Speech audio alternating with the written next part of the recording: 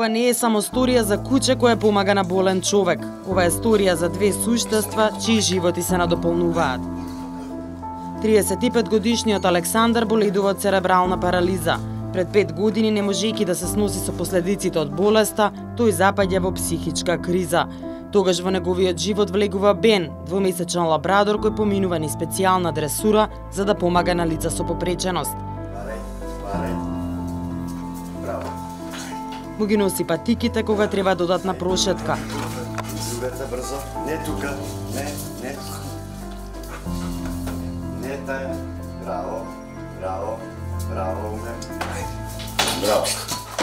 Ја носи кесата кога одат да пазаруваат. Со часови играат со топка. Оди до него, истрениран да го штити, да ги препознава бариерите. А бариери има многу, почнувајќи од непристапниот терен по скопските улици, неприлагодени за лица кои се движат со количка, до неможноста да влезе во било која институција со куче придружник, преку погледите на луѓето кои не можат да ја разберат природната конекција меѓу куче и човек на кој му треба помош. Бен како можам да кажам дека фактички како човек е. Го заменува да не ги навредам персоналните асистенти. Фактички Бен му е персонален асистент.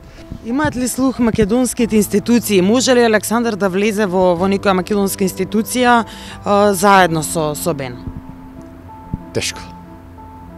Тешко, зашто имаше случај Александар, кај што тргна со него да му земе играчки, што се вика топка или некоја играчка за него, или храна да земе за него, не му дозволи од обезбедувањето, ради што било забрането со кучињата, зашто во Европа сегде и здраво способни луѓе кај што се одат во маркети, во кина, во ресторани со кучињата како придружници и немаат никакви проблеми. Овде кај нас се рачуна дека ако имаш куче придружник, како да гледаат звер покрај тебе, се плашат. Кај нас е свеста многу мала. И тоа предпоставувам и на Александар му представува пречка во функционирањето. Му представува и тоа многу му представува, некојаш доаѓа и нервозен, што некои луѓе дури како да речем ги пцуе.